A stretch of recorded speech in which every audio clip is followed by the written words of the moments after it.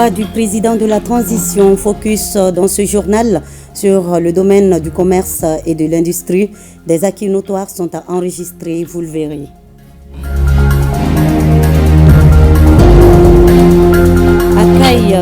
La campagne nationale pour la promotion de la planification familiale a été lancée ce 11 juin au CSCOM de Kasso. Elle vise à réduire la mortalité maternelle, néonatale et infanto-juvénile. Reportage à suivre.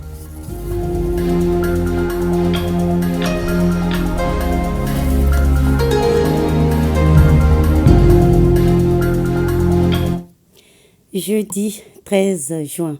Madame, Monsieur, bonjour et soyez les bienvenus dans ce 13h. En 3 du président de la transition, les acquis sont nombreux, au rang desquels nous pouvons citer la relance des usines Comatex et UMPP SA. Aujourd'hui, les autorités de la transition peuvent aussi ajouter à ces acquis de développement la mise en route des usines de cimenterie et d'huilerie, ainsi que le soutien aux commerçants et aux populations durant le mois sacré de Ramadan. Nyanya Aliou Traoré. Politique, en disant que les Maliens doivent nourrir les Maliens. Voilà, c'est dit. Et ce ne sont pas les moyens ni la volonté qui manquent. Les autorités de la transition sont plus que jamais sur cette lancée et se donnent les capacités à l'atteindre. Depuis 3 ans, le président de la transition, chef de l'État, son Excellence, le colonel Assimi Goïta, ambitionne de doter notre pays d'un outil industriel performant, diversifié et compétitif. Cette volonté repose sur un développement endogène.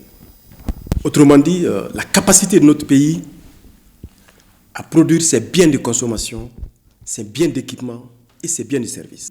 À réaliser des infrastructures de base pour soutenir le développement économique, participatif, inclusif et durable.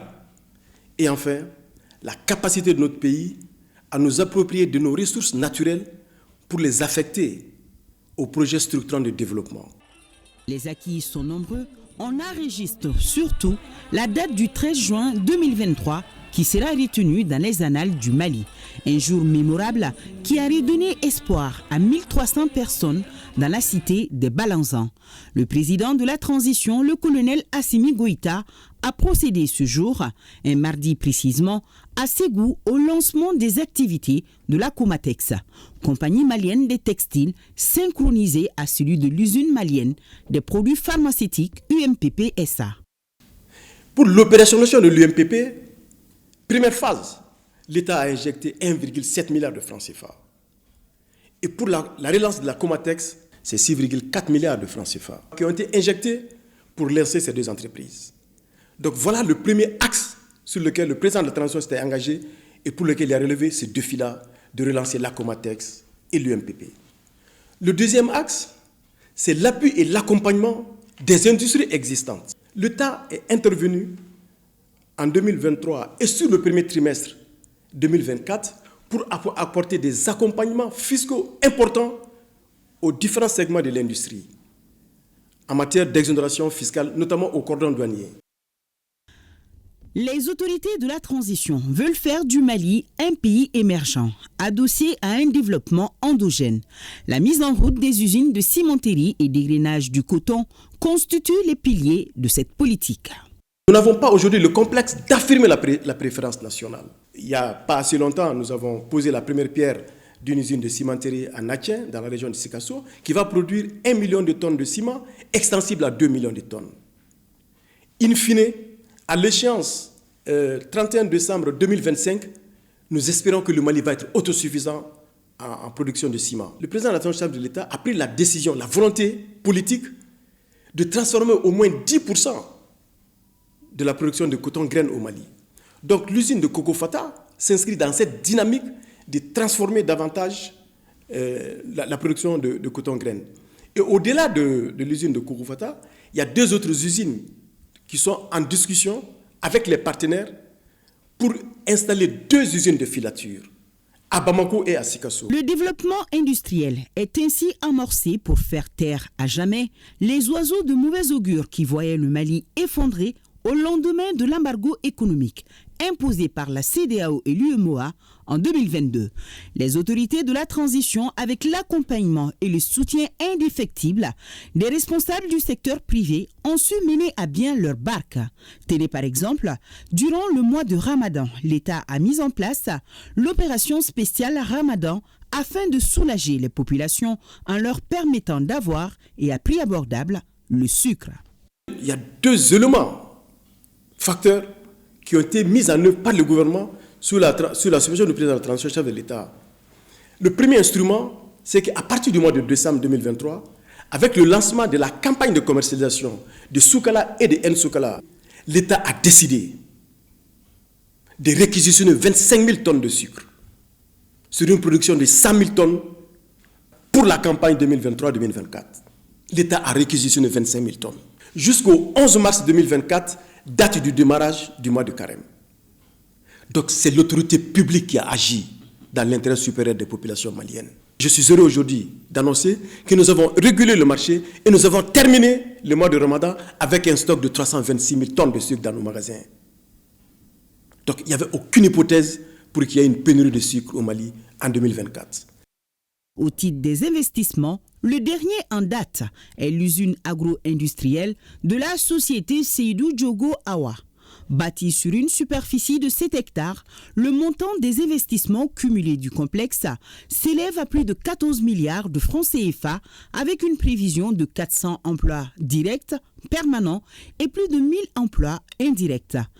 Dans quelques jours, le président de la chef de l'État, de son excellence le colonel Moubeta, va inaugurer l'usine de Seydou Diogo Awa. Donc ça fait à peu près 72 000 tonnes, n'est-ce pas, de capacité qui va venir renforcer le dispositif de production en huile alimentaire dans notre pays. Mais aussi, il y a d'autres usines qui sont en gestation, notamment dans le domaine du textile. L'émergence du Mali passera par l'industrialisation.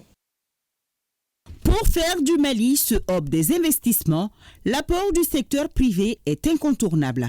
Et pour le ministre Diallo, le président de la transition n'a de cesse montrer sa disponibilité à accompagner toute initiative heureuse pour le développement du Mali.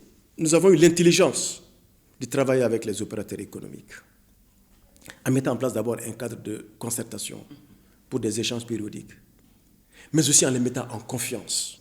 C'est aussi les remettre devant les responsabilités. Il n'existe plus au Mali un État commerçant. L'État a délégué, a transféré cette compétence, cette souveraineté aux agents privés. Les barrières socio-culturelles qui entravent l'accès des femmes au master en droit. Une conférence débat sur le sujet s'est tenue à la faculté des sciences administratives et politiques FSAP. C'est une initiative du réseau des jeunes juristes défenseurs des droits humains soutenus par Avocats sans frontières Canada. Mariam Koulibaly. Sans frontières sur les difficultés liées à l'accès des jeunes aux professions juridiques et judiciaires. Au Mali, sur 528 magistrats, seulement 57 sont des femmes. En ce qui concerne l'avocature, elles ne sont que 27 parmi 301 avocats. Cette faible représentativité des femmes dans le domaine reste liée à plusieurs problématiques, d'où l'organisation de la présente conférence. L'objectif général de notre conférence débat d'aujourd'hui est de sensibiliser les participants sur les barrières socioculturelles qui entravent l'accès des femmes aux professions juridiques et judiciaires, en mettant en lumière les expériences des femmes exerçant les professions juridiques et judiciaires. La rencontre, qui se veut un cadre de partage d'expériences, est animée par des femmes évoluant dans le domaine judiciaire. Une occasion pour les apprenants en droit de s'inspirer du parcours de ces femmes leaders. Vu le nombre de filles et de femmes qui abandonnent les études de droit en cours de chemin, c'est vraiment très intéressant de venir leur parler, les galvaniser un peu, pour qu'elles puissent avoir le courage de continuer avec les études du droit, pour qu'en fin de compte, on puisse avoir beaucoup de femmes au niveau des fonctions judiciaires et juridiques. Il est important de mettre ce débat dans l'actualité et que les personnes compétentes, comme je disais, les OSC, les institutions, les ministères puissent prendre la question à bras au corps et vraiment proposer des solutions concrètes pour un meilleur avenir pour les femmes dans les professions juridiques et judiciaires au Mali. Le réseau des jeunes juristes défenseurs des droits humains, depuis sa création en 2023, œuvre pour l'égalité du genre et une meilleure représentativité des femmes dans les professions juridiques et judiciaires. Si vous êtes habitant de la région de Sikasso, sachez que vous avez jusqu'au 16 juin prochain pour faire un tour au parc à bétail de Boula Amo. L'opération de vente promotionnelle de moutons Tabaski 2024 vous permettra certainement d'avoir un mouton à moindre coût. Yurubala, Diabati et Daouda Konati. Fidèle à sa tradition, la direction régionale des productions et industries animales et les agro-éleveurs de la région organisent la 10e édition de la vente promotionnelle de moutons. C'est le parc de bétail de Boula Amo qui abrite l'événement. Sikasso est une région d'élevage avec un effectif de 1 836 têtes bovines et 1 494 000 têtes de petits ruminants. Nous avons 3 choix, dont le premier choix qui est de couleur verte, qui va de 90 000 à 125 000 francs CFA. Le deuxième choix de couleur jaune, qui va de 115 000 à 90 000 francs CFA. Et le troisième choix de couleur rouge, qui va de 60 à 75 000 francs CFA. L'opération de vente promotionnelle de moutons a pour objectif de booster le revenu des agro-éleveurs et offrir de la viande de qualité aux populations, surtout en cette veille de Tabaski. En raison du fort engouement et des besoins de plus en plus croissants des populations des villes concernées, il devient nécessaire de poursuivre ces ventes promotionnelles tous les ans. Cette opération de grande envergure va se poursuivre jusqu'au 16 juin prochain. Nous restons à Sikasso où les activités de la quinzaine de l'environnement ont été lancées mardi dernier. Des arbres ont été plantés sur le site de la décharge finale et dans des espaces verts de la ville. Plus de détails avec Moustapha Doumbia et Souleymane Bamba. La remise des équipements de production de compost est l'un des actes significatifs de ce lancement de la 25e édition de la quinzaine de l'environnement à Sikasso. Des équipements remis à 4 associations féminines qui seront formées sur la production de compost. Le site de la décharge finale est justement choisi pour attirer l'attention sur la disponibilité de la matière puisqu'il reçoit plus de 850 tonnes de déchets par an dont une grande partie peut être valorisée. Les populations et acteurs de la nation doivent s'unir pour combattre ces fléaux qui sont la déforestation abusive, la dégradation des terres agricoles, la disparition des espèces animales et végétales, la prolifération des déchets, la pollution atmosphérique, les catastrophes naturelles imputables au changement climatique, entre autres. Le lancement de la quinzaine de l'environnement est aussi marqué par la plantation d'arbres sur les sites de la décharge, puis le démarrage du reboisement des espaces verts de la ville de Sikasso par la direction régionale des eaux et forêts. Nous avons choisi les espaces verts de la commune urbaine de Sikasso. C'est des espaces verts qui, si on ne les occupe pas, des personnes vont changer leur vocation. C'est dans ce cadre qu'on a entrepris une campagne de reboisement de tous les sites. C'est près de 20 sites. Et le reboisement de tous ces sites est pris en charge par la commune urbaine de Sikasso. L'encadrement est fait par le cantonnement des eaux et forêts de Sikasso et le suivi aussi. C'est dans des initiatives visant à opter pour une économie verte, à améliorer la qualité de l'air et à lutter contre les changements climatiques en changeant nos comportements négatifs qu'il faut placer nos espoirs. La quinzaine de l'environnement inclut 2 journées. La journée mondiale de l'environnement célébrée le 5 juin qui a pour thème la restauration des terres, la désertification et la résilience à la sécheresse et la journée internationale de lutte contre la désertification célébrée le 17 juin dont le thème 2024 est « Unis pour les terres, notre patrimoine, notre avenir ». 60 femmes et filles formées en couture, coiffure, transformation agroalimentaire et fabrication des produits artisanaux viennent de recevoir leurs attestations de fin de formation. Elles sont des produits du centre de formation professionnelle à Daoula de Gao. Reportage Arkiatou Touré, Youssouf Samaki. Cette rencontre de restitution a mobilisé l'ensemble des jeunes de la région de Tombouctou. Elles sont 60 filles et femmes formées dont 30 en coupe-couture, 10 en technique de transformation agroalimentaire, 10 en technique de tatouage avec le henné, 5 en teinture et 5 en savonnerie. Les récipiendaires formés durant un an au centre Ad-Daoula ont reçu leur attestation de fin d'apprentissage des mains des autorités et responsables de services présents à la cérémonie.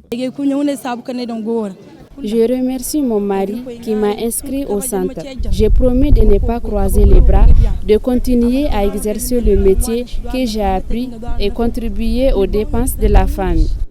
Je remercie les parents pour la confiance qu'ils accordent au centre. Je me bats corps et âme pour qu'aucune femme ne soit laissée sans métier. J'invite donc les parents à inciter les enfants à venir apprendre. La formation se déroule dans le respect et la courtoisie. Des attestations de reconnaissance ont été remises aux partenaires et personnes de bonne volonté qui accompagnent le centre dans ses œuvres en faveur des femmes de la cité des Askia.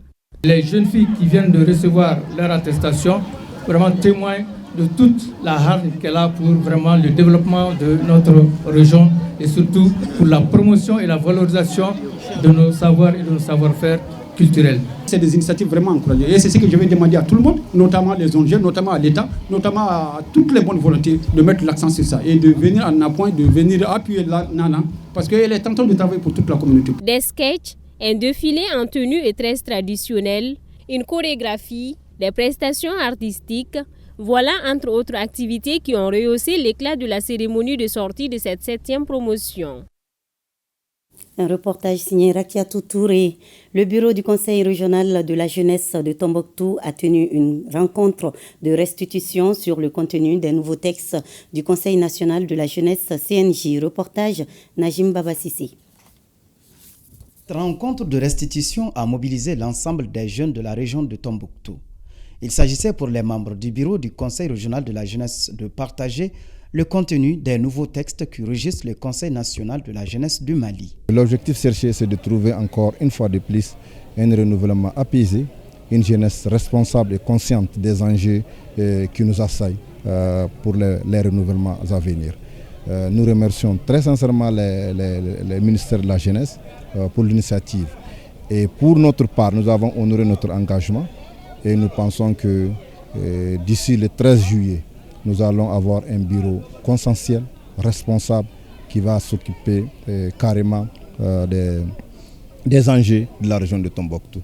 Ce cadre a permis aux jeunes qui souhaiteraient candidater à la tête des instances de s'approprier les innovations qui ont été opérées et trouvent salutaire la présente rencontre.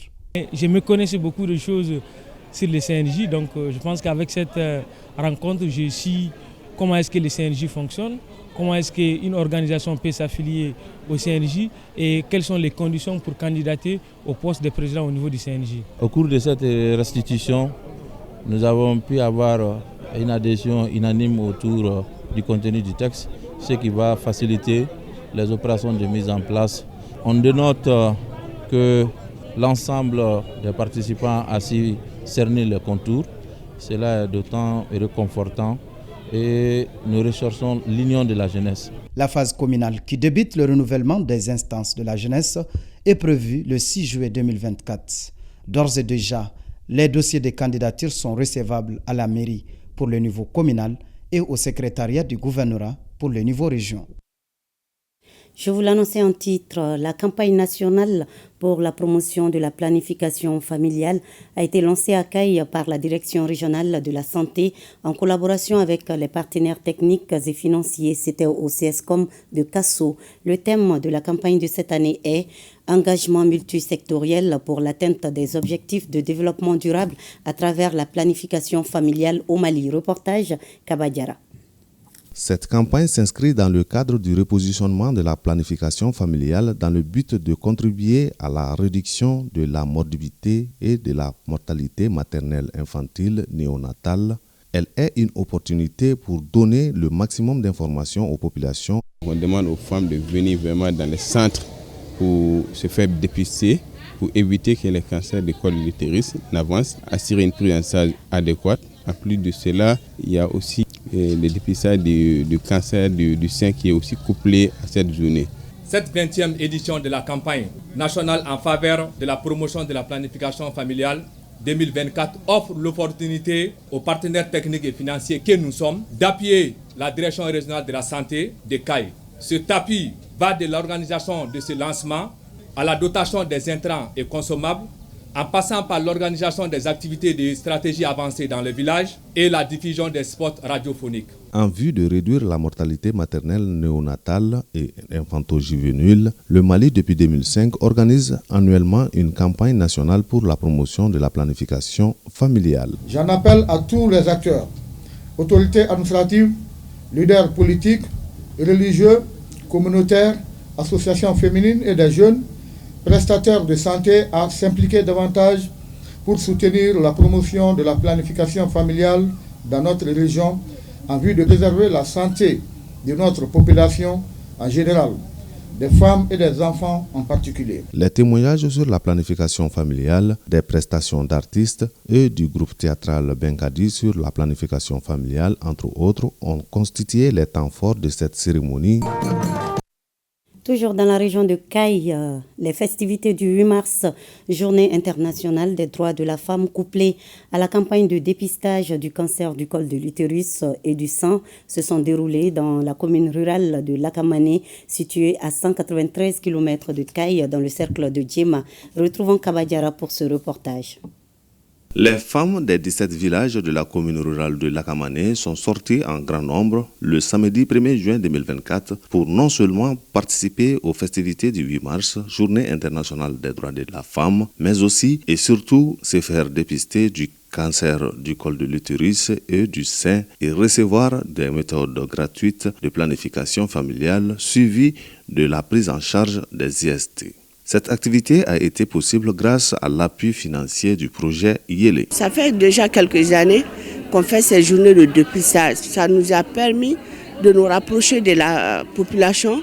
La population aussi a su qu'est-ce que c'est que le cancer du col du sein et comment prévenir. Au début, souvent, on n'avait pas assez de personnes pour dépister. Mais maintenant, dès qu'on parle de dépistage, les gens affluent de partout. Nous avons rencontré certains partenaires pour nous aider à faire le dépistage. Suite à ça, nous sommes arrivés quand même à un résultat qui était très satisfaisant. Plus que 400 femmes qui ont été dépistées au niveau de Lakamané. Dans son intervention, le préfet a d'abord félicité le maire, les partenaires pour cette belle initiative, combien de fois importante, avant d'inviter les femmes à saisir cette occasion pour se faire dépister. Le message à l'endroit des femmes, c'est de demander aux femmes de se mobiliser davantage pour que l'effet recherché soit escompté.